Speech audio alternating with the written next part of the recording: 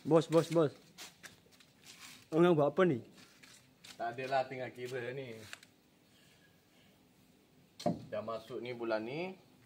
Sekarang disebabkan yang ni orang nak, so kita kerja sampai malam lah.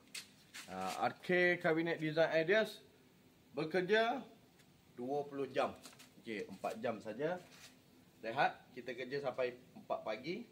Buka pukul 9. Okey. So dekat sini untuk bulan ni lah. Okay. Tak adalah tengah kira-kira sikit je lah. Okay. So untuk dekat sini ada orang tanya, okay bos, boleh tak buat installment dekat sini? Dibolehkan. Bukan tak boleh, dibolehkan. Okay. Installment. Tengok dekat sini kita dah tulis. Installment 250 selama 10 bulan. Okay. So yang kedua, Karim. Okay, Putrajaya. Okay, installment.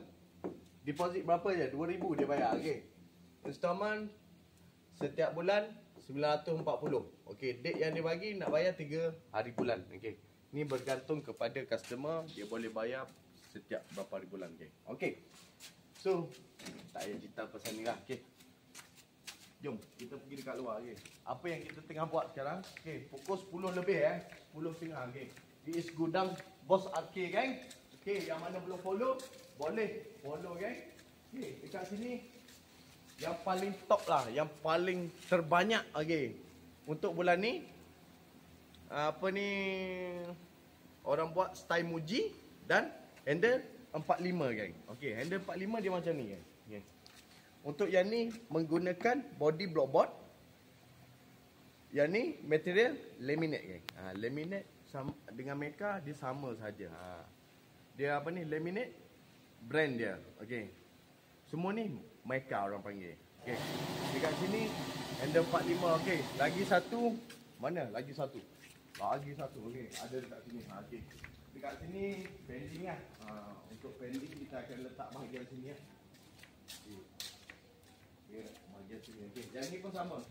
Untuk yang installment tu, yang ni. So yang ni dah ready lah. Untuk ready keluar, geng. Okay.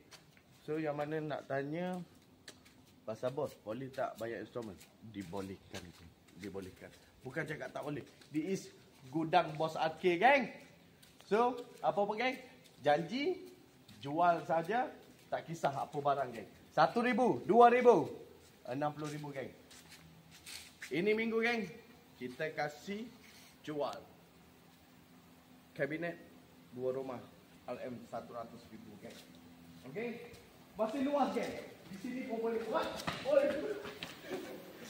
Di sini pun boleh lagi buat. Di sini pun boleh lagi, geng. Di sini pun boleh lagi, geng. Apa pun toilet yang cantik. Walaupun gudang, toilet yang cantik. Okey. Mesti kena jaga, geng. Kena jaga, geng. Okey, dekat sini kita akan buat tempat spray. Okay, tempat spray kita akan buat area sini, guys. So yang ni kita akan tutup bahagian sini, spray di dalam. Okey, standby. Acik-acik, akak-akak yang minat Sollywood, nyatu. Okey? Orang kita standby, geng. Tak kisah, made in Malaysia, made in Indonesia, import pun ada, geng. Okey. Apa pun, geng? Luncur janji, jual.